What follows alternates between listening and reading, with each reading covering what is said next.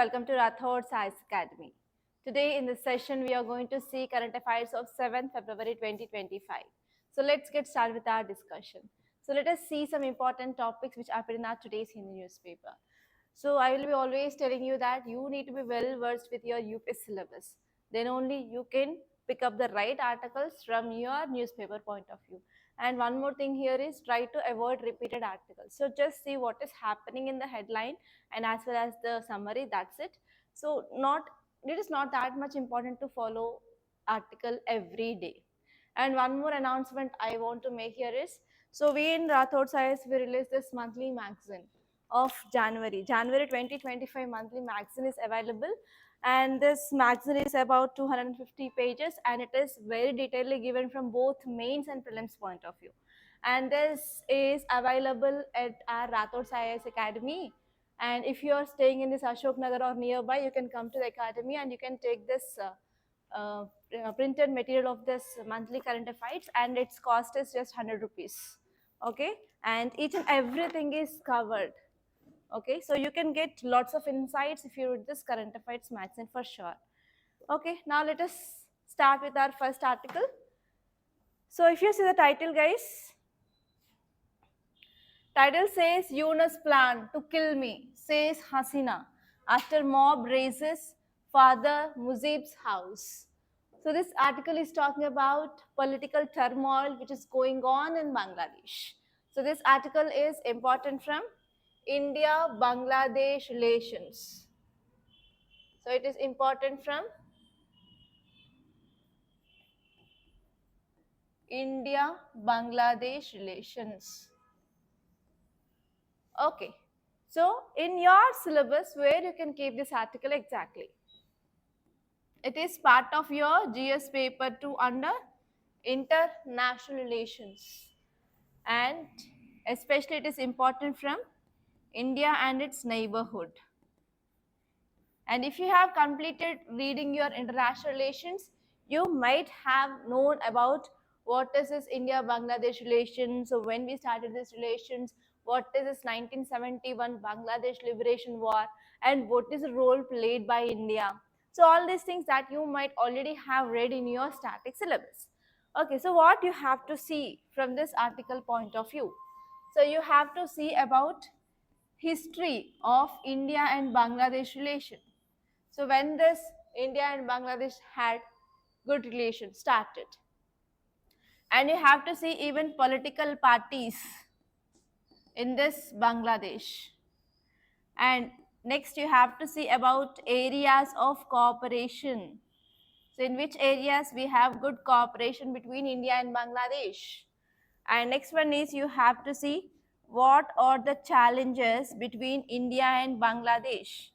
For example, we have Teesta River issue. Yeah?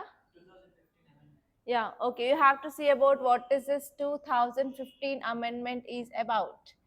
And next, regarding challenges, we have Teesta water issue between India and Bangladesh. Actually, West Bengal government is not accepting for this Teesta river sharing between India and Bangladesh. And recently, enclave issue had been cleared. Okay. So in that way, what are the challenges exactly we have? For example, refugees issue, and even we have issues of this Rohingyas between India, Bangladesh and Myanmar, and even border security issue we have, and we are going for improving of border security management. So all these things that you have to know regarding challenges. So if you see what is happening in the present context in Bangladesh, so actually Bangladesh has one policy called as reservation policy. And according to this reservation policy, who are the descendants of the people participated in this 1971 Bangladesh Liberation War? So those grandchildren, they will be having this reservation in government jobs, that is quota for government jobs in Bangladesh. So recently the protest erupted in Bangladesh regarding removal of that reservation. And even Supreme Court of Bangladesh also gave the judgment of removal. But despite of this, what happened? So Prime Minister Sheikh Hasina was attacked and she came out of she get out of Bangladesh and she entered into India. And she also asked asylum in many Islamic countries. But no one country, not even a single country, gave asylum for the Sheikh Hasina, and she is in India. And now what happened? So whatever the house of this father of Sheikh Hasina was there in this Bangladesh, so people, they are attacking now that house and they demolished that house. So because of this, now she gave one speech in radio. So in that speech, so what are the things they said? So we have to see those things, and we have to see how it is going to affect India-Bangladesh foreign relations. And after this, Prime Minister Sheikh Hasina, that is ex-Prime Minister of this Bangladesh, came out of India. So now Bangladesh is under control of Yunus. Okay, Muhammad Yunus. So here she is alleging that here Yunus wants to kill her. So now let us see what are the highlights of this Sheikh Hasina speech, and we have to analyze how it is going to impact India-Bangladesh relations in the future. Okay, so this is entirely important from your international relations, and apart from that, it is also important from your geography, guys. GS1. Why? Because here we are sharing direct boundary.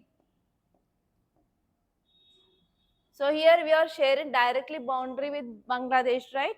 So here you have to see about which states of Bangladesh are sharing boundary, which states of India are sharing boundary with Bangladesh. Okay, on that area also you have to see. And even from border security forces, so we have this BSF which is guarding India and Bangladesh border. So what are the challenges faced by this border security forces in guarding this boundary?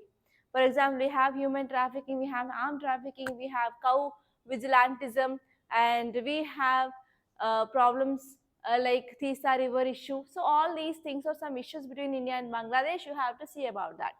Okay, now let us see some important points.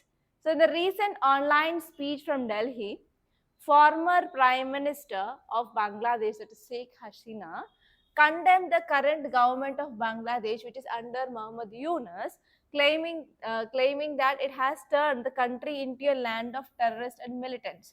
So under the present government of Bangladesh, so there is rise of terrorism and as well as rise of militants. So this is a statement which is given by Sheikh Hasina. And if you see some important details, she is also saying that Bangladesh has become a land of terrorists and militants, which reflects that there is declining of country stability and there is no proper safety provided for the people in Bangladesh. And next important point, she also made a note that there is civil unrest which is happening in Bangladesh. So because of this, there is deterioration of security situation, and because of that, it will be having, of course, long-term impact on governance and as well as foreign relations of Bangladesh with other countries. So here what happens, so whenever there is no safety and security in country, obviously it is having impact on the economic growth. So there will be no economic growth, and it will be also not attracting more investment. So this is some cause of concern of Sheikh Hasina. And next one is there is intense rivalry which is going on between the present government Yunus and as well as former Prime Minister Sheikh Hasina. So that means you can understand that political instability, political struggles which are going on in this Bangladesh. So which mainly accuses Yunus of plotting violence against her and even against her family. Okay. So next important point here is there is also demolition of house of Sheikh Mujibur Rahman. So was father of this Sheikh Hasina. So residence is also demolished. That means we can understand that there is political strife which is going on in Bangladesh, and there is act of vandalism. They are not just attacking the physical structures, but even they are attacking the legacy of nation's founding leader, who was important leader of Bangladesh. Okay, so that is the thing which mainly said. And next one here is there is a strong reaction from the Bangladeshi government which protested Hasina's remarks, and it also indicates that there is some sensitive and as well as violative political climate which is there in this Bangladesh. Okay, so that is the thing which mainly said. And just see about what are the dimensions I said from your static. so that you can cover these two in parallelly. And now let us see the next article. India needs 39 lakh charging stations by 2030 to meet the demand, says the report. So as you all know that India is having a target of transition towards renewable energy. And recently India also updated its INDs, intended nationally determined contributions. So here in that, actually we want to decrease carbon dioxide emissions. And even India is also having a target of achieving carbon neutrality or net zero by 2070. So if you want to achieve that target, yes, of course, renewable energy is very important. That means here we are also having a one choice that we can move from petrol and diesel vehicles towards electric vehicles so that we can decrease carbon dioxide emissions into atmosphere. But we have some challenges. So this article is talking about the challenges of electric vehicles in India. Challenges of electric vehicles in India. So this topic is important from GS paper 3 under environment and ecology, and as well as from GS paper 3 under economy as well. Okay, so what are the dimensions you have to see? You have to see about what are these electric vehicles, and you have to see what are the advantages of using of electric vehicles, and you have to see what are the challenges of this using of electric vehicles, and next one is what are the solutions or way forward for this. So if you talk about challenges, so if you want to go for electric vehicles, we are using some electronic gadgets like laptops, systems, computers, mobiles, tablets, etc. So we need to have proper chargers, right? So for electric vehicles, if you are using like this two-wheelers or three-wheelers or four-wheelers, we need to have charging stations. So do we have charging stations? No. So this is the one important problem. And next one here is battery life. So if you buy a electric vehicle, battery is like very costly. If the battery, if you want to replace, about 70% of the cost of vehicle is for battery only. It will be again burden on the people. So battery. And next one here is blast are also happening. For example, blast in electric buses, sometimes two-wheelers, it had happened. So here safety is also one cause of concern. So for all these challenges, what are the solutions you have to think about? And this article is talking about especially charging stations. So we don't have proper charging stations. That means lack of infrastructure. If we don't have this charging enough stations, then how we can promote this electric vehicle? So this is the question which is posed in this article. And let us try to see this article in detail. Okay, now if you see the context, it is saying that India is at a crucial juncture in its electric vehicle charging infrastructure development. So actually recently one report which had released, and this report is saying that we need to have enough charging stations in our country. And if you want to get this enough charging stations, we need to invest around 3.9 million. Okay, we have to install 3.9 million charging stations. You can see the number, it is very huge. And the target year is by 2030 we have to install these many charging stations so that we can achieve this adoption of electric vehicles in our country, or else we can't. Okay, so this is the report and you can write this data somewhere. So if you see the details, it is saying that the current ratio of one charger per 135 electric vehicles starkly contrasts the global average. So actually for every 135 vehicles, now in India we are having one charging station. But globally, what is average that we have to maintain? For every 6 to 20 electric vehicles, they need to have a single charging station. That means if you see globally, it is 6 to 20, and now in India, we are following current ratio of 135. That means we don't have a proper logistics and infrastructure. So we need to focus on infrastructure development so that we can support this electric vehicles on Indian roads. And next one here is investment is also very important, right? So this report is saying that 50 Indian startups have collectively raised around $511 millions in the past 5 years. So we have to further more increase investor confidence in this electric vehicles so that we can go for increasing of our infrastructure development, so that we can go for faster adoption of electric vehicles. And next one here is innovative business model. So we need to come up with some innovative charging solutions. For example, pay per use public charging and also subscription services. So that what happens? So we can engage with the people and people will be coming to the stations and they will go for keeping of a charge. And next one here is also government came up with some government initiatives like FAME 2 scheme, that is foster adoption and manufacturing of hybrid and electric vehicles. So it is about production of electric vehicles to industries. Okay, industries they will produce, but what if people are not coming and accepting that? So here we have to focusing on especially people's acceptance towards electric vehicles. So if you want to increase the people acceptance, we have to give the solutions for the challenges they are facing, like charging centers, like improving of safety, everything. Okay, so here government also came up with one more scheme that is called as production linked incentive scheme.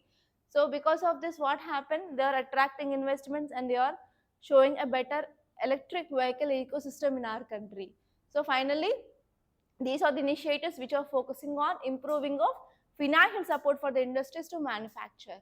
And apart from that, if you see region wise also, Maharashtra is having more charging stations than compared to that of other states. That means here whatever the regional disparity is there, so we have to address that regional disparity as well. And next one here is we have to go for rapid growth in these charging stations as well, so that this rapid expansion is very important for facilitating and as well as growing of electric vehicle sector in our country. So that is the thing that you have to remember about. And next one here is contaminated water causing GBS spike, 3 more test positive. So this article is talking about one disease called as Guillain-Barré syndrome. So in this Guillain-Barré syndrome, it is affecting your nerves and it is your autoimmune disorder. That means your own immune system will be attacking your own nervous system. So it is mainly caused because of bacterial or viral infection. And the source of this infection, Maharashtra, they found here is contaminated water.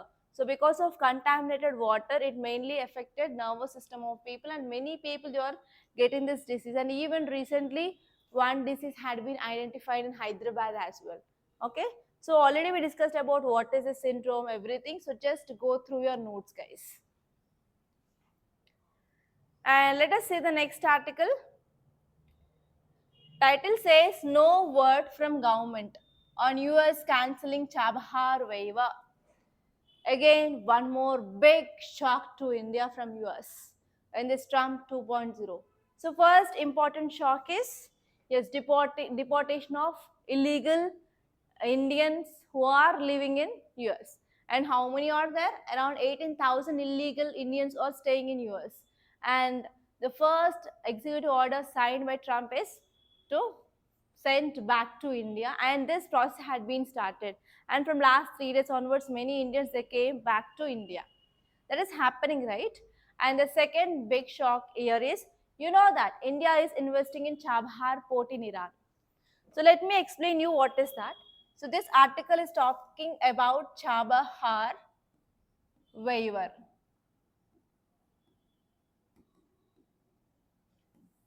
Okay, so if you see location of India, we are here and here we have Pakistan and here we have Iran.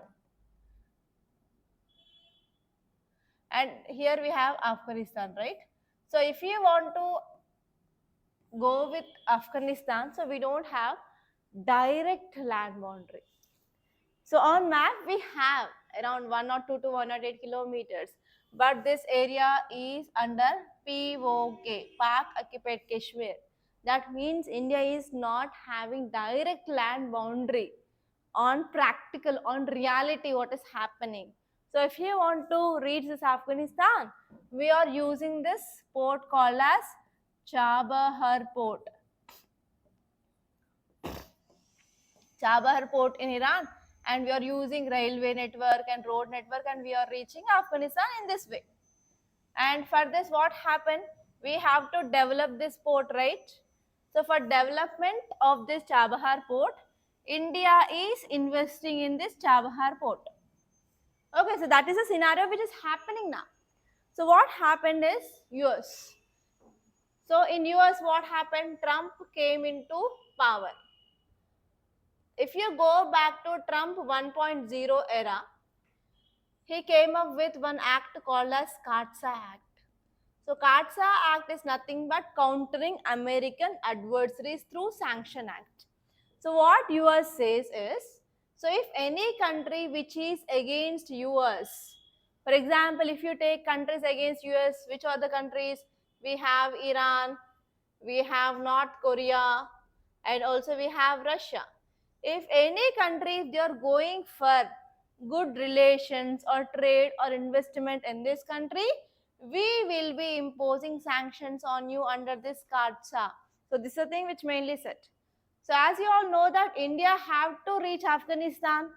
So we don't have any permission to use even airspace of Pakistan, and even we don't have direct boundary with Afghanistan.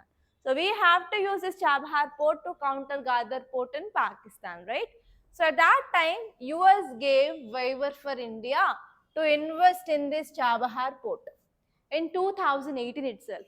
In 2018, US gave waiver for India. And what happened? Trump again won the elections. And now it is 2.0.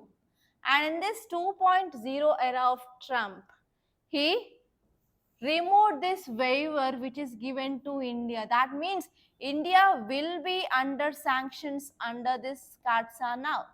So US can impose sanctions on India under CAATSA. So because of this, this is in news. And finally, US President Donald Trump signed this sanctions on India, and India is silent on this. So because of this, this is in news. So what you have to see? So you have to see about first important thing, map of Chabahar Port and some basic facts of Chabahar Port.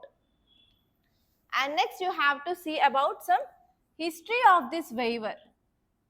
And you have to see about some facts regarding what is this CAATSA for sure. And next you have to see what is the impact on India now because of the sanctions. So if you cover all these things, then your work is done. Okay, now let us see all those things. And if you see, this article is important from international relations, from economy point of view, from even geography point of view. It is related to different subjects. So if you see context, it is saying that a day after US president signed an order, and this order will impose sanctions on India. For what? For investments. We are doing investments in development of Chabahar port in Iran. But our union government is silent regarding this order and its implications. So because of this, this is in news. So if you see what is this CAATSA, as I said, it is countering American adversaries through Sanction Act. And this law that came into effect in year 2017 in Donald Trump 1.0 era. So Trump, when he came into power, so in the first time, so he came up with this act. Okay, why he came up with this act? He want to punish the countries which are having deep engagements with countries like Russia, North Korea, and as well as Iran, because these are the countries which are against US. They are anti-USA countries, and he will be using economic sanctions under this CAATSA. Okay, so now let us see the waivers. So here ordinary transactions will not invite sanctions, and decisions of sanctions was imposed on them comes down to the interpretation of significant transactions. That means if they are having ordinary transactions, there is no imposition of sanctions. But the country, if it is having more good relations and increasing of sanctions, so increasing of transactions every day, then that will be imposing the sanctions. So under this, even Donald Trump will also can have the authority to give the waivers to the countries. So if you see in that waivers, US has imposed multiple round of sanctions on Iran. Okay, especially why? Because US targeted Iran's program that is called as Iran's nuclear deal. And even in that Iran's nuclear deal, also US came out during this Trump period. And US sanction waiver also given to India regarding investments in Chabahar Port, which is located in Iran. Okay, so first waiver they gave in year 2018, and US exempted India from sanctions related to Chabahar because of humanitarian and as well as regional connectivity benefits that we are going to get if we are investing in this Chabahar port. And next one here is further exemptions were also granted in the second time. Okay, but now what happened? This waiver had been removed by US now. So this is one thing that you have to think about. And what are the impacts of this removal of sanctions? The first one is what happened? Disruption development. So with the fear of sanctions, what happened? We will be not going for further development. So that as of now, whatever the development happened, that will become stalled. There will be disruption in the development of this project. And next one here is there will be also impact on trade and as well as connectivity. Since 2018, the port was handled over 90 TUEs, that is 20-foot equivalent unit container traffic. So here, because of the sanctions, it will be affecting the further growth and progress of this port. And even we have to decline now trade with Iran as well because of fear of sanctions. So this will be the impact of this removal of waiver on India regarding investments of Chabahar port. So you have to remember it is very important, and try to open the map of Chabahar port and see where it is exactly, and see about some basic facts of this port. And now let us see the next article. If you see the title, it says that a call for chaos. US should push for two-state solution, not displace the entire people. So actually, you know that issue between Israel and this Palestine is going on from history onwards. So recently, what is advancement in this issue? So here there was the signing of Gaza truce. That means nothing but in the three stages, they are going for stalling of issue between Israel and as well as Palestine people. So first round, it is for 6 weeks. So in this 6 weeks, there will be the exchange of people and as well as releasing of prisoners and as well as dead bodies will be given back. Okay, like that, they came up with the three things. But this truce, it is for temporary period, for not permanent period. So if you want to have the permanent solution between this Israel and Palestine issue, we need to go for two-state solution. That means we have to create the two states. One is for Israel and one is for Palestine. Okay, so here this article is saying that US need to push for this two-state solution. Okay, because of this Trump 2.0 era, he is coming out of many multilateral organizations. Even from WHO also he came out. And also he came out of Afghanistan in this first period. So like that, he is focusing on only bilateral things. So here US need to take an active participation, it needs to push towards this two-state solution. That is the thing which mainly said.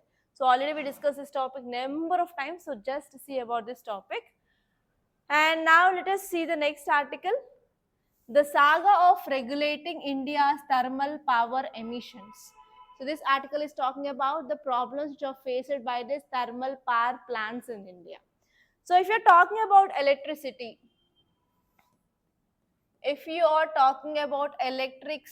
in India, so majorly we will be producing electricity through coal.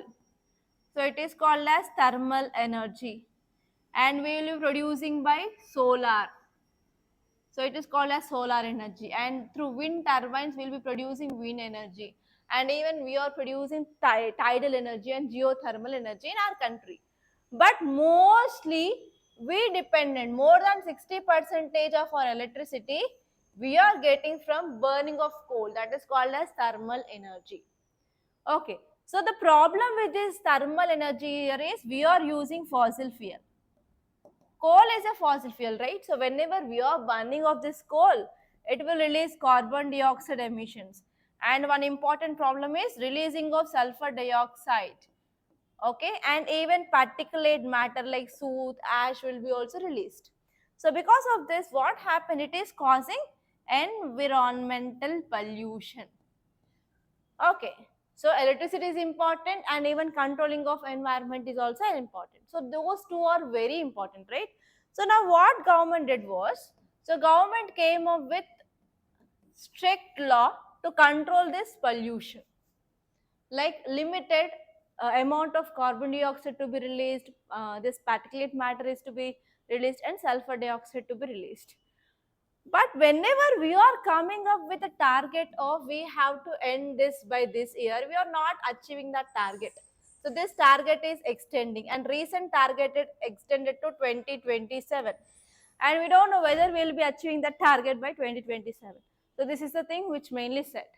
So here we have to take some concrete steps so that we can control this environment pollution. So that is the thing which mainly said.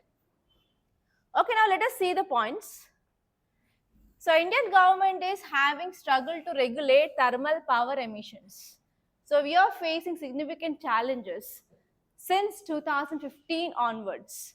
So at that time, Ministry of Environment, Forest and Climate Change, that is MOEFCC, so came up with a deadline of compliance by these thermal power stations by 2017, but had not been achieved.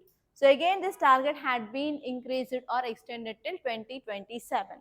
Okay, so because of various problems like implementation hurdles, debates, and feasibility, everything. So here this article is saying that yes, the regulation of thermal power emissions is very, very important, and we have to focus on technical, economic, and political considerations as well. So we need to have a proper policy making rather than the proactive one. And we have to focus on the challenges. So what are the challenges that are there in our environmental governance? So we have to balance them with economic development on one hand, and as well as environmental sustainability on another hand. And next one here is, whenever we are saying that we have to decrease emissions, so that's why in the thermal power stations they have to incorporate some technology, that is desulfurization, this kind of technology they need to have. So if we want to come up with kind of technology, so there will be some kind of economic burden as well. So we have to focus on ethical concerns, and even these kind of technology should cause any financial burden on these companies as well. And next one here is, we are also having lot of diverse perspectives regarding air quality. So because of this thermal power plants, even there is increasing of emissions like carbon dioxide emissions, particulate matter emissions, and even sulfur dioxide emissions. Obviously, they will be causing pollution. So we have to take care of that particulate matter as well. And next one here is, we have to go for advancement of technology, so that whatever the pollutants that are released by this companies or thermal emission power plants, so those can be absorbing that pollutant. So that we need to have a proper technology as well. And we have to focus on increasing of research and development as well. And what are the implementation gaps are there? So we have to properly focus on that, so that we can address this problem of air pollution, and we can make environment and economy a proper balanced one in our country. And the last topic of the day is on the appointment of ad hoc judges to high courts. So here this article is talking about ad hoc judges. So in your high court chapter, or in your judiciary, we have Supreme Court, High Court, and district courts. So judges are very, very important, right? So you have to know about ad hoc judges for sure. Ad hoc judges, acting judges, chief justice, normal judges. So what is the difference between these judges, and what is eligibility criteria, and who are appointing them, and what is the removal process, and what are the articles regarding that? So all these things which are given clearly in your Lakshmikant, go through that once. So here I will be giving you some introduction regarding who are these ad hoc judges. So ad hoc judges are like not permanent judges of High Court, they are just temporary judges. Okay, why we are appointing them? If there is increasing of burden or increasing of pendency of cases, for that we are going to appoint these people when permanent judges are unavailable. So article 224A, which talks about the chief justice of High Court, and even president approval can give, so that they can appoint some retired High Court judges as ad hoc judges. Okay, so here the procedure which is given according to Memorandum of Procedure 1998, we have to follow that, and we have to appoint these ad hoc judges. Okay, so see this judges topic clearly in your Lakshmikant from both Supreme Court and as well as High Court and District Courts. So that's all, guys. So by this I'm concluding. Thank you so much, and please do subscribe to Rathods IAS Academy, and don't forget to like and share.